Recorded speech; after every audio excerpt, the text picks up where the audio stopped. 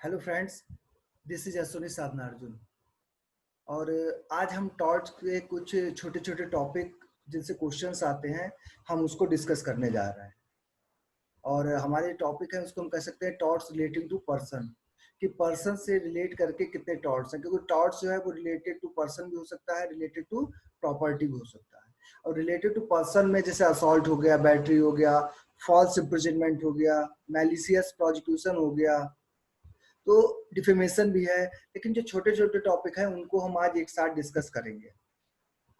जैसे अगर हम बात करें टॉर्ट्स रिलेटिंग टू पर्सन, तो टॉर्ट्स रिलेटिंग टू पर्सन में असॉल्ट, बैटरी, फॉल्स इम्प्रिजनमेंट और मैलिशियस प्रोसिक्यूशन, ये 4 पॉइंट्स आज हमको डिस्कस करने हैं। जिसमें से सबसे पहले हम डिस्कस करेंगे असॉल्ट और बैटरी।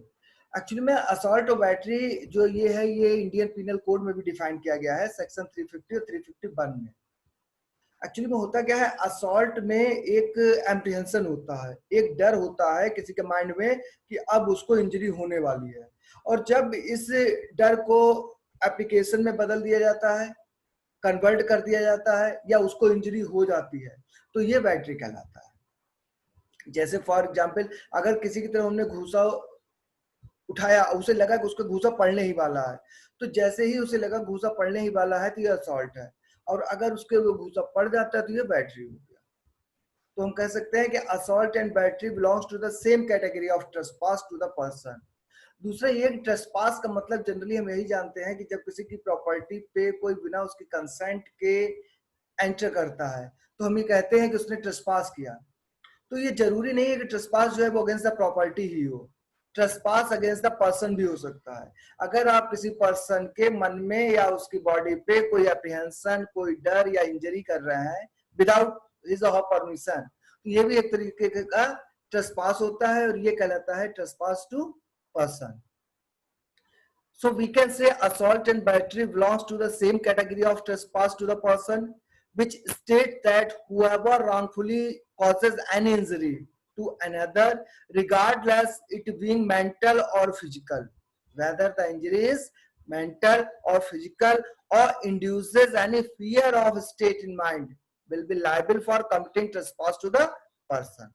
अगर कोई किसी को फिजिकल इंजरी करता है, मेंटल इंजरी करता है, या उसके मन में कोई एप्रीहेंशन आता है, फियर आता है किस चीज का कि अब हो सकता है कि उसकी इंजरी हो जाए, तो ये कहलाता है एक trespass to the person.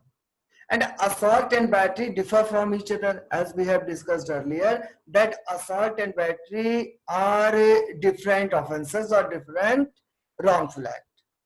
As in assault, there is the apprehension of one's mind in fear of infliction of the battery over him would lead to assault, whereas battery refers to the application of force intentionally done without any lawful justification which leads injury to another person. जैसा कि हमने अभी discuss किया है कि assault तब होता है जब किसी के मन में कोई अप्रीहेंशन आता है, कोई डर आता है कि उसको इंजरी होने वाली है। और बैटरी तब होती है जब उसको बाय फोर्स, इंटेंशनली और विदाउट एनी लॉफुल जस्टिफिकेशन ये इंजरी हो जाती है। यानी कि हम ये कह सकते हैं कि असॉल्ट और बैटरी के लिए जो ये काम किया गया है, ये इंटेंशनली किया गया है और बिना किसी लीगल जस्टिफिकेशन के किया गया। क्योंकि हम लोग डिफेंस भी देख चुके हैं, और डिफेंस में हमें पता है कि if any person has some legal justification for his or her wrongful act, then that person may not be held liable for that wrongful act. तो अगर लीगल जस्टिफिकेशन हो जाएगा तो फिर वो रॉन्गफुल एक्ट में आएगा ही नहीं। दूसरा और बहुत इंपॉर्टेंट हमको पढ़ना है एक फॉल्स इम्प्रिजनमेंट। और फॉल्स इम्प्रिजनमेंट से क्वेश्चन खूब पूछे जाते हैं। फॉल्स इम्प्रिजनमेंट का मतलब होता है when someone intentionally without any legal justification restraint or arrest any person, then it is called false imprisonment. Or we can say when someone intentionally restricts another person's freedom, he can be found liable for false imprisonment in civil and criminal courts. The factors which constitute false imprisonments are, अब false imprisonment का मतलब होता है अगर कोई बिना किसी legal justification के उसकी फ्रीडम को रिस्ट्रिक्ट कर देता है, तो ये फॉल्स इम्प्रिजनमेंट कहलाता है। आईपीसी में ये रॉन्गफुल रिस्ट्रेंट और रॉन्गफुल कन्फाइनमेंट के नाम से है, सेक्शन 339 और 340 में, उसको हम देख सकते हैं। यहाँ पे अगर हम बात करें तो इसके लिए कुछ इसेंशियल्स हैं जो फॉल्स इम्प्रिजनमेंट को बनाते हैं। एक तो प्रोबेबल कॉज ऑफ इम्प्रिजनमेंट होना चाहिए, प्लेंटिव्स नॉलेज फॉर इम्प्रिजनमेंट होना चाहिए। एक्चुअली में कि पर्सन को पता होना चाहिए कि उसको फॉल्स इम्प्रिजनमेंट किया जा रहा है। अब ये case to case, fact to fact vary भी कर सकता है। Intent of defendant during imprisonment and confinement period matters, ये भी मैटर करता है कि उसको कितने टाइम के लिए जो है वो कन्फाइनमेंट किया गया है। अगर किसी को 1-2 सेकंड के लिए रोक दिया जाए, ठीक है, तो ये नहीं कहा जा सकता उसका फॉल्स इम्प्रिजनमेंट है, ये फैक्ट टू फैक्ट वैरी करेगा। लेकिन अगर कोई मान लीजिए रेस लगी है, उसमें 1-2 सेकंड के लिए भी रोकना गलत हो सकता है। हो सकता है 1-2 सेकंड रोकने से कोई रन आउट हो जाए। तो ये चीजें जो है ये person to person, fact to fact और केस टू केस वैरी करती है। अब एलिमेंट्स ऑफ फॉल्स इम्प्रिजनमेंट, अगर कोई फॉल्स इम्प्रिजनमेंट है तो उसके क्या क्या एलिमेंट्स होंगे। जैसे कि हमने डिस्कस किया है कि ये विलफुल डिटेंशन होना चाहिए, कि फॉल्स इम्प्रिजनमेंट और रिस्ट्रेंट मस्ट बी इंटेंशनल और wilful. Accidentally closing the door when someone is on the other side is not a wrongful confinement or false imprisonment. धोखे से अगर कोई किसी को बंद कर देता है तो ये फॉल्स इम्प्रिजनमेंट नहीं आएगा, क्योंकि एक्सीडेंट का उसको डिफेंस मिल जाएगा। फॉल्स इम्प्रिजनमेंट के लिए ये जरूरी है कि डिटेंशन विलफुल हो और विदाउट इंटेंशन हो। नॉलेज ऑफ द प्लेंटिफ पे केसेस भी है, एक हारिंग वर्सेस वोले का। इसमें ये हुआ था कि एक मदर जो थी किसी स्टूडेंट्स की, वो प्रिंसिपल से कोई उसका कन्वर्सेशन चल रहा था, प्रिंसिपल ने उनको रिस्ट्रिक्ट कर दिया था जाने के लिए जब तक कि एक पर्टिकुलर फॉर्मेलिटी पूरी ना हो जाए। लेकिन बाहर जो स्टूडेंट था उसे इस बारे में कोई आइडिया नहीं था। बाद में उस स्टूडेंट ने फॉल्स इम्प्रिजनमेंट के लिए जब केस लाया तो कोर्ट ने यही कहा कि उसको तो नॉलेज ही नहीं है।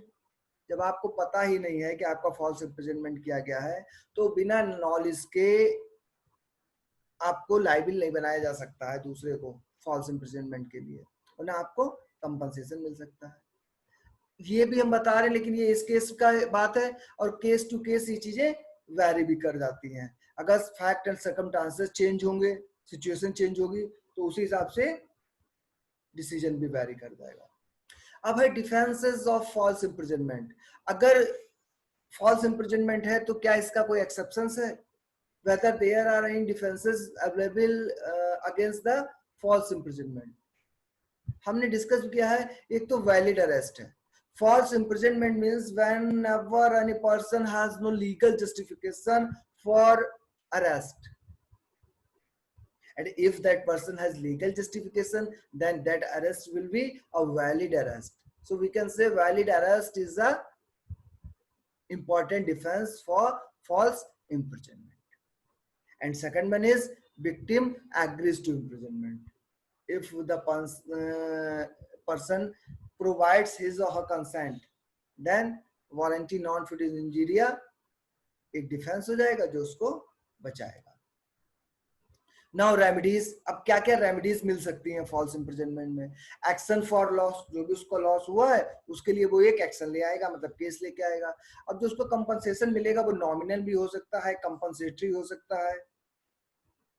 नॉमिनल का मतलब होता है नाम मात्र के, कंपनसेट का मतलब होता है कि उसको कंपनसेट करना। प्यूनिटिव मतलब पैसा भी मिल सकता है, पैसे के रूप में होता है। नहीं, प्यूनिटिव मतलब आप कह सकते हो कि एज अ पनिशमेंट, क्योंकि पनिशमेंट भी दिया जा सकता है। एग्जाम्पलरी मतलब होता है एक सोसाइटी के सामने एग्जाम्पल क्रिएट करना। एग्रीवेटेड लॉसेस का मतलब होता है एग्जैक्ट जो लॉस हुआ है वो हम दे देंगे। और सबसे इंपॉर्टेंट है habeas corpus. If there is any violation of fundamental rights, then every person has the right to move towards the Supreme Court directly for the violation of fundamental rights under Article 32 of Indian Constitution. तो under article 32 में एक person को ये right है कि अगर उसके fundamental rights का वॉल्यूशन हो रहा है तो वो क्या कर सकता है, वो सीधे सुप्रीम कोर्ट मूव कर सकता है और रिट ला सकता है। ये रिट्स जो है ये 5 हैं, habeas corpus, mandamus, quo warranto, prohibition and certiorari. अब इसमें हमें देखना है हैबियस कॉर्पस। हैबियस कॉर्पस का मतलब होता है bring the body before the court. कि अगर किसी का फॉल्स इम्प्रिजनमेंट किया गया है, किसी को रॉन्गफुली डिटेन किया गया है, तो कोर्ट कहता है कि आप उस पर्सन को कोर्ट के सामने लेके आइए। तो हैबियस कॉर्पस की रिट भी लाई जा सकती है फॉल्स इम्प्रिजनमेंट के केस में। लास्ट हमें एक छोटा सा टॉपिक आज डिस्कस करना है, दैट इज मैलिशियस प्रोसिक्यूशन। आपको पता है कि to get the justice is a fundamental rights of every person. हर पर्सन का ये राइट है कि if there is any violation of his or legal right, then that person has right to move toward the court to get the remedy.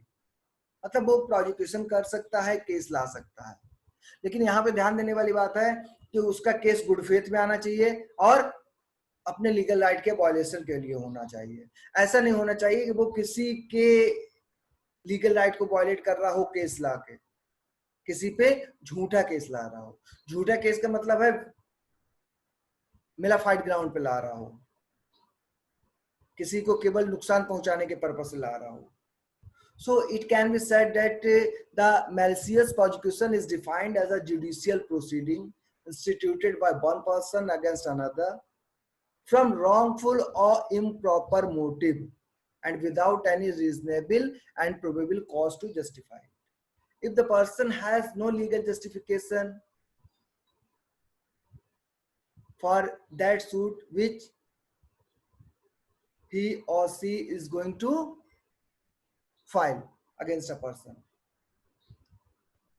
तो ये malicious prosecution होगा कि दुर्भावना से किसी को आपने परेशान करने के लिए अगर कोई केस किया है। अब malicious prosecution consist in maliciously causing process to be sued, whereas an abuse of process is the employment of legal process for some purpose other than that which it was intended by the law to affect the improper use of a regularly issued process। मतलब कि यह है कि जो एक process आपको दिया गया है जुडिशरी का टू गेट द रेमेडी, आप उसका मिसयूज कर रहे हैं और इम्प्रॉपरली काम कर रहे हैं। इसेंशियल्स क्या होते हैं मैलिस प्रोसिक्यूशन के? कि prosecution by the defendant, absence of reasonable and probable cause, defendant acted maliciously, termination of proceeding in the favour of the plaintiff and plaintiff suffered damage as a result of the prosecution। इसको आप example समझ सकते हैं। For example ए और B है और ए ने B पर झूठा केस किया है। अब ए जब बी पर झूठा केस कर रहा है और बाद में बी के ही फेवर में जजमेंट हो गया, तो बी एक केस ला सकता है ए के ऊपर मैलिशियस प्रोसिक्यूशन के लिए। तो अब बी जब केस लाएगा तो बी प्लेंटिफ हो गया और डिफेंडेंट कौन हो गया? ए। लेकिन जो पहले वाला झूठा केस लाया गया था वो कौन लेके आया था? ए लेके आया था। तो प्रोसिक्यूशन बाय द डिफेंडेंट। अब आज ये क्या हो गया है? डिफेंडेंट हो गया है जब बी ने केस लाया है। तो इस हिसाब से ये कहते हैं कि प्रोसिक्यूशन डिफेंडेंट के द्वारा होना चाहिए। एब्सेंस ऑफ रीजनेबल, डिफेंडेंट जब केस लाया हो तो कोई भी जस्टिफिकेशन ना हो उसके पास, डिफेंडेंट ने जो काम किया हो वो मैलिशियसली किया हो, टर्मिनेशन ऑफ प्रोसीडिंग किसके फेवर में हुई हो? प्लेंटिफ के। अब प्लेंटिफ कौन है? ए। यानी कि उस समय प्लेंटिफ कौन था? ए था। तो ए के फेवर में डिसीजन आया हो और plaintiff suffer damages as a result of the prosecution. और इसका रिजल्ट क्या हो कि प्लेंटिफ ने डैमेज हुआ हो। ठीक, फिर से समझ लीजिए, ये थोड़ा सा एक्चुअली में डिफेंडेंट और प्रोसिक्यूशन और प्लेंटिफ से आप कंफ्यूज हो जा रहे हैं, क्योंकि होता ये है कि पहले वाला केस जो है वो मैलिशियस प्रोसिक्यूशन के लिए केस दोबारा ला सकते हैं कि हम पे जो केस किया गया है था वो मैलिशियस प्रोसिक्यूशन था। उसमें बस क्या क्या दिखाना होता है कि सामने वाली पार्टी, जैसे अब हम अगर मैलिशियस प्रोसिक्यूशन के लिए केस लाएंगे तो हमें ये दिखाना होगा कि हमारे ऊपर जो केस लाया गया था वो गलत था, हमारे ऊपर केस लाने के लिए कोई रीजनेबल कॉज नहीं था, उसका कोई जस्टिफिकेशन नहीं था, हमें उससे क्या हुआ? नुकसान हुआ था और जजमेंट भी हमारे फेवर में आया था। ये सब चीजों से ये पता लगेगा कि हमारे ऊपर जो केस आया था वो मैलिशियस प्रोसिक्यूशन था और हम दूसरा केस लाके उससे कंपनसेशन वसूल सकते हैं जो भी हमारा नुकसान हुआ। तो ये बहुत ही छोटे छोटे टॉपिक हैं जिनसे कभी कभी कुछ क्वेश्चंस पूछ लिए जाते हैं, तो जानना जरूरी है। और इसके बाद हम लोग जो है इसका जो हमारे बड़े टॉपिक्स हैं उसको हम डिटेल में स्टार्ट करेंगे। इसको आप जो है तब तक देख लीजिए, और अगर कोई भी डाउट होता है तो आप हमसे पूछ सकते हैं, चाहे आप व्हाट्सएप पे जाके पूछ सकते हैं और चाहे तो आप यूट्यूब चैनल पे ही हमारे पूछ सकते हैं। और अगर आपको ये लेक्चर जो है वो समझ में आ रहे हो तो आप इस लेक्चर को और ज़्यादा शेयर कीजिए और सब्सक्राइब कीजिए। इस समय घर पे रहिए, सेफ रहिए। थैंक्स।